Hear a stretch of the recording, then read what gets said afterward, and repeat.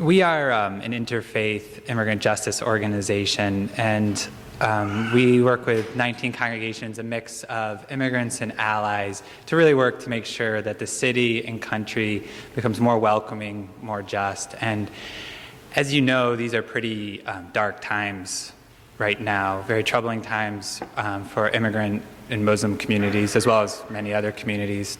And it's not just the Republican rhetoric that we're hearing from Donald Trump or Ted Cruz. It's also the Democrats who continue to escalate enforcement. And we see that on a national level, where the Obama administration has increased raids targeting Central American mothers and children. We see that on a state level here in Pennsylvania, where a small group of Republicans have introduced an anti-sanctuary bill, which would take away Philadelphia and 30 other municipalities' sanctuary status, which makes sure that the police and immigration cannot work together.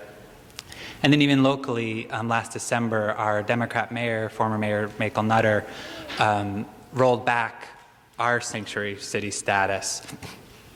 And so I think your support both last year and this year couldn't come at a better time. So I really can't thank you enough. And what that goes to is not just fighting against these anti-immigrant policies and defending the victories we've won, but also making sure that we're continuing to push forward proactive, constructive campaigns to widen the circle, to widen the justice and widen the rights of our immigrant communities.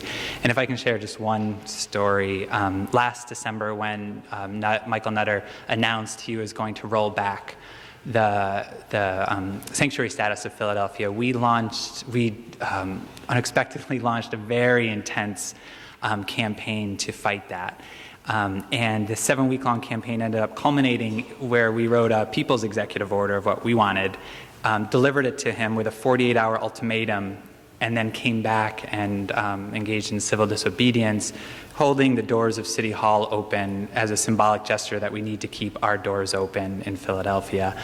The group of immigrants and allies were pretty violently removed from City Hall, and although Nutter did pass it, we delayed it for about 7 weeks and then had built enough power that when Kenny came in, he signed it back into policy on his very first day.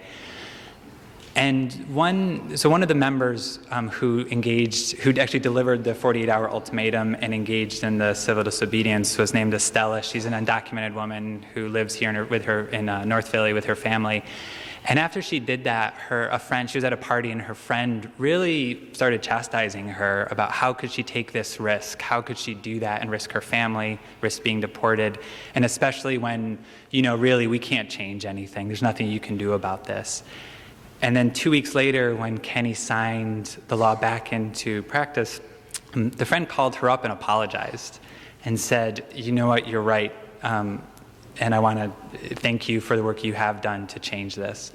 So my hope is that with your support and with this community in Philadelphia, that we can not only work for the policy change, but work for this transformation, both on a personal level, a community level, and then a city and broader level. So thank you again.